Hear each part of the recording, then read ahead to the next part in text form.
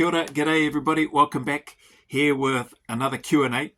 So there's been a couple of emails. This one's probably the biggest out of the couple that have come through in and around the Mill gym. So I'll read this one because he pretty much captures the same sort of questions that the other email sends through, or that the other person has sent through. And this person says I can say his name on the video, just don't share his email, LOL, on the end. So I'll just read it here. It says, Kia ora, g'day Joe.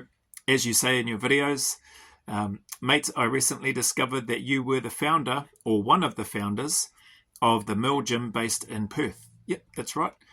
That place looks awesome, the person says. It's definitely more awesome now. It's come a heck of a long way. I scroll back there and have a look at the site from time to time.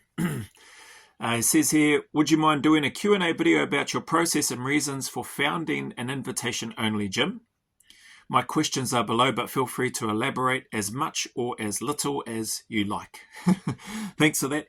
So, yeah, he's got 8 questions on here, and I'll just dive into them. First one is, how did you come up with that idea? The fact is I didn't come up with the idea. So whilst I was working the private security sector in and out of Iraq, mostly at the time, I had been put onto Jim Jones, an invitation-only training facility which was based in Utah at the time, founded by a guy by the name of Mark Twight, who's a climber, or was a climber, is a climber by trade, and yeah, really great at training, fitness and programming and all that sort of stuff, I guess the scientific aspects behind it. So I didn't come up with the idea.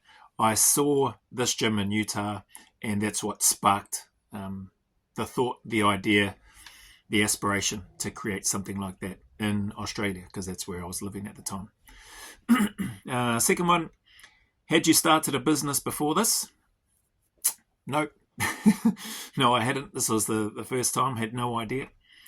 Third question, how did you fund it? Did you take out a loan? Did you approach investors, etc.? So I funded it basically with the money that I had. So I was able to make some good money whilst I was going backwards and forwards and doing the private security piece or work. And also what I did was I approached some just awesome people who were also members of the unit. One of the guys, the others were still actively serving. I think one of them was on some leave and stuff at the time. I'll mention his name. But the first guy that I went to was Nick Cordwell. So he's the owner. I'm not sure if he's co-owning it now, but he's the sole owner, or he was the sole owner when I left. He was also the first. Him and I co-founded it together. So there's a bit of a background to that. Whilst in Iraq, and when I got introduced to Jim Jones, as I mentioned in regards to question 1, because I didn't come up with the idea, I saw that they ran these 2-day seminars and that there was an application process to apply to be able to go and attend the 2-day seminar. So I did that. Long story short, I applied. I was fortunate. I was successful and accepted to go over. In my application, I also asked if I could stay for about a month or so and just train with them. And I had that approved as well. So I was fortunate they allowed me to do that. Mark Twight and his team. And yeah, it was awesome. I loved it. I learned a heck of a lot. And just really enjoyed the process. Whilst I was there, I asked and I approached the topic with Mark, would he consider, I think I might have asked him first about if he was looking to franchise. So I thought, oh man, maybe a Jim Jones in Australia. I'd love to, if it was all right with you, work with you and try to front that and set that up in Australia. At that time, he wasn't looking to franchise Jim Jones at all. I completely understood and respected that, and that was cool. That was another element that I liked about it. So then I asked, would he be okay if I looked to try to emulate the gym that he's created? It was just a warehouse, It was real small. I'll put up a picture if it's not already shown on here of where we're standing. That was the first, as far as I know, that was the first Jim Jones location. It was a pretty small place. It was not well signposted. It's one of those places you had to know it. So they did have a sign there, and I did get directions and I got the address, and so I followed that and made my way to where the gym was. But that aside, it's grown massively now since then. But that place really man, I resonated with it. Even when I went to the website, there's no mirrors, there was no comfortable place to sit, there were no televisions. I was like, that sounds awesome. That's where I want to go. People are just there to work. They may not be the best. It just so happened that some of the people in the photo, high-level Brazilian Jiu-Jitsu practitioners and competitors, or at least they were at the time, high-level MMA. So Rob Maximus McDonald is the big lad that you can see in the photo there. He fought and competed in the UFC, went through the Ultimate Fighter series and that as well, and then fought in the UFC. But just he's an awesome dude, but all of the guys were awesome there, especially Mark. So I asked him about it. Would he be okay if I looked to emulate that and create, I guess, essentially my own invitation-only training facility in Perth in Australia? And he was cool. He had no issues. Obviously, I said, we'd want to reference and make mention, or I would want to reference and make mention. The inspiration came from Jim Jones, etc., etc. So that was all good. I got a green light from him, and he was really supportive. So that was really nice. Then, as I mentioned, I went back, how am I going to fund it? Back to the question. So I approached Nick first. He was easily, I consider him one of my best mates, or at least he was one of my best mates when I got to Australia. One of the first guys that came up and approached me while I was in the mess with old Joey No Mate sitting at the table having a feed. And this was me new to 4RAR. And he come over, introduced himself, really, really humble, really nice guy, and invited me to come over, sit with him and his mates at the table. And then I met a whole bunch of awesome dudes. Jamie Zimmerman, Troy Wood. There was 2 Woodsies. Was there 2 Troy Woods? Yeah, there was a couple of them anyway. And then just a whole bunch of other people. I'd already met another Kiwi guy, Ray Hasty, as well. So Nick might have been the second guy that I met. But the first Australian that had come up and introduced himself to me. And Ray Hasty was a Kiwi guy, but he had been over in the ADF for a long time. Another awesome, just awesome dude. Heaps of cool people. Ron Gates, Rob White. Bloody hell. There's, Nick Parent. That was where I met a whole bunch of guys from Ricky Platoon and 4RAR. And apologies for forgetting some of the names. But Nick was the first guy. Had a connection with him. We were in the same patrol in Timor. We did selection together. We ended up in the same squadron. When we passed selection, we went through cycle together, got badged, and we went to the same squadron.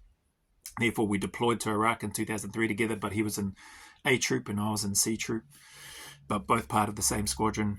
And he's just an awesome human. So I had a lot of time for him, still have a lot of time for him. Hit him up, and without hesitation, he was like, yep. So that was really cool. So then we started working on that, and then we put in money. We outlaid money from our own funds, and then we brought in some other guys, equally awesome dudes as well, and asked them if they would, if they wanted to be a part, and they were basically the same. They're like, yep. So there was a group of us that were basically co-founders, co-owners of the gym, and we funded it with our own money to get it going. So long-winded answer, but hopefully that gives a little bit of background and context to how we got to that stage. So how did we fund it? Basically, that's how we funded it ourselves. Number 4, how did you plan on making money? Oh, yeah. How did you plan on making money, and did you make money with that approach? I ask because it seems the complete opposite to what other gyms do. How did you plan on making money? I didn't have a plan on how we could make money. Nick is very intelligent, smart, property investor, business guy, academically good reader, languages, and those were just all added bonuses, right? From my perspective of Nick coming in, the primary was that he was a good man, and I considered him a great friend, and and a good, just a good dude. Then he had all these other skills, and that was a bonus. So how did you plan on making money? I had no plan on how to make money with regards to that approach and that concept and that idea. You're right. It is the complete opposite, I guess, to what you would traditionally do in terms of starting up a gym, trying to have specials, trying to get as many people in as you can, and try and upsell or sell memberships or whatever. That wasn't on the table for me, and I'll touch on that a little bit later on. And did you make money with that approach? It took, I don't know or remember exactly how long, but it took a long time before we were really making any money. And even then, when money was coming in, we weren't making a heck of a lot. We were still funding it ourselves. The rental of the space where we were, which I think they're still there, but they've expanded to the point whereby they've needed more space, and that's awesome. More space, more equipment. The growth of that place and what they've been doing has been amazing, but not surprising with Nick and then the other people that he's got there. Nick and his wife, obviously, and then the other people that they've got there working and supporting and doing the stuff that they do. So, yeah, no plan on how we were going to make money. I just had a gut feeling and was confident that it could work, that it would work, that it would be successful, but I didn't have a plan of how that was going to work. And I would say I relied heavily on Nick in that department of things because I trusted him and because he's smart. So, and that's proven to be the case with how successful it is now. I think would be 14, 15 years, somewhere around there, 12, 13, 14, 15 years it's been operating and operating at a high level and doing amazing things. So, it's because yes, it was a complete opposite.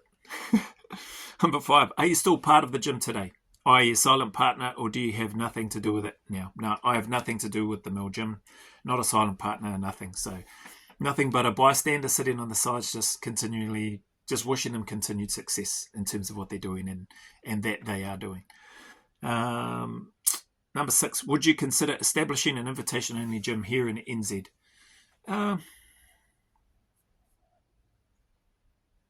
Maybe this is a good time to delve into it. So I spoke about what resonated with me: no comfortable place to sit, no mirrors, no television, just people there to work, and that was awesome. That's what drew me in. You weren't there to muck around. Like, get in, do your work, and then pack up and leave, clean up, and then head off.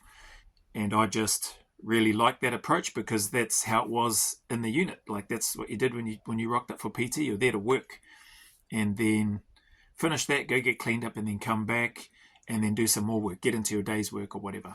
And when you knock off for the day, get some more training in. Just, that was an awesome routine. Loved it. And I just really resonated with that. Establishing an invitation-only gym in NZ, never say never, Maybe one day. But it's not on my radar of things to do in the near future, if at all. But maybe there's already one. I think with all the gyms, not just CrossFit, but the 24-hour gyms and everything like that, there's so many options now. And in my head I'm thinking, people that don't realise it or whatever. I suppose not that it really matters. It doesn't really matter, what other people think. At this stage, no. And who knows? Maybe in the future, maybe at some point. If yes, what would that look like and where would it be located? No idea. What would it look like? It would look pretty similar to the original plan and to the original Jim Jones process of what they had, or what I think they had, in terms of members earning their place into the gym. There is a financial aspect to that as well, but so it would be in line with, I suppose, the original foundations of what Nick and I and the other partners did with regards to the Mill Gym in Perth. So where would it be located? Obviously it would be wherever I am, is where it would be located. But other than that, I don't have anything else. Number 8, which looks like the last one. I heard in order to become a member of the gym, potential members needed to earn their place and go through a fitness selection type process just to be considered. Is that right? Yep, that's right.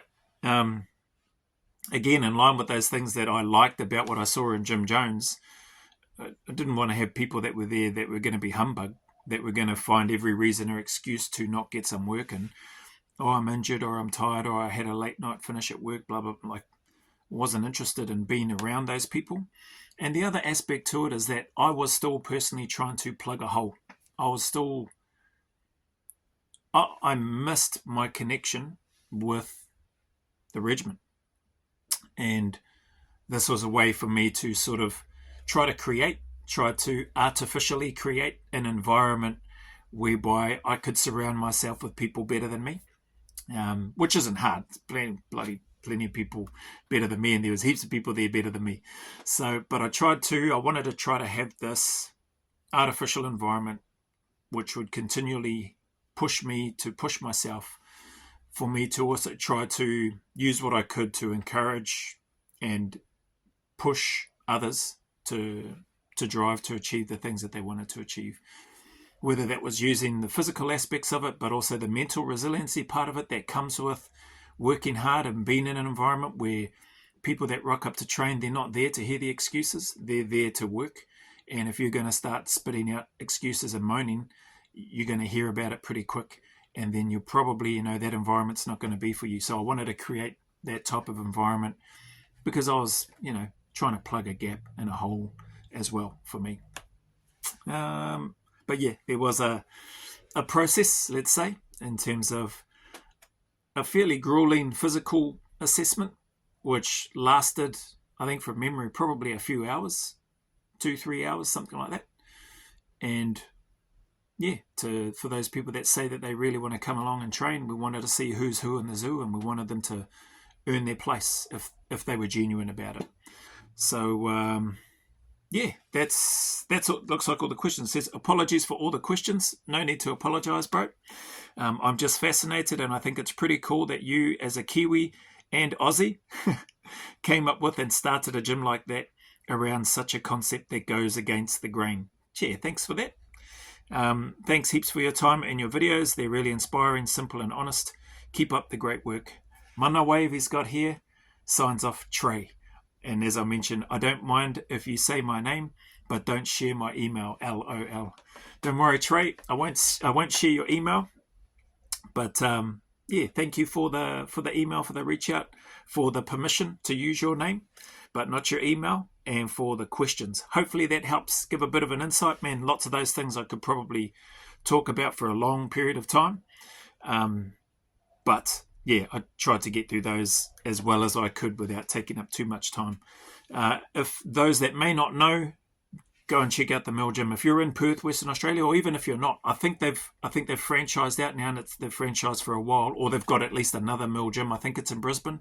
Don't quote me on that. I might be wrong. It's been a little while since I've been back onto the site to have a look. They run some awesome courses in that as well. Some are similar, well, if not the same or similar as the Reckoning that I'll be running the end of, or the first one, the inaugural one, maybe the last, maybe a one-hit wonder, or maybe not even a wonder. But they run multiple types of courses and programs, and I'm pretty sure they have people travel from, if not all over Australia, then potentially from overseas and that as well, to go and do their stuff. So they've evolved massively. They've created an incredible, not only training facility and environment, but service that they provide. So anybody in that area, I know some people that have reached out that I've been speaking with that have got programs from the Mill that they're working through. Some are over there that train at the Mill as well, or have trained at the Mill. I'm not sure if they're still there. And they all have nothing but positive things to say about it, which isn't surprising. So yeah, that's my plug on behalf of and for the Mill. And that's me trying to answer the questions that have come through to me around the Mill based on this person and a couple of others hearing that I was a part of it at the start. So anyway, if you made it this far, appreciate your time as always. Appreciate the questions, appreciate the support. As always, the message is the same. Any challenges, difficulties that you may be going through, man, just keep turning up, eh? Keep staying in the fight. Keep putting one foot in front of the other. Take one day at a time. Know that better days are ahead, that the sun will shine again, that these miserable times that you're in, they do not and will not last forever. So keep turning up and keep staying at it. As always, go always a little further. Remember, who dares wins and who cares wins. And until the next video, there's a big mana wave coming from me to you, filled with my aroha, respect, appreciation, and gratitude for you all.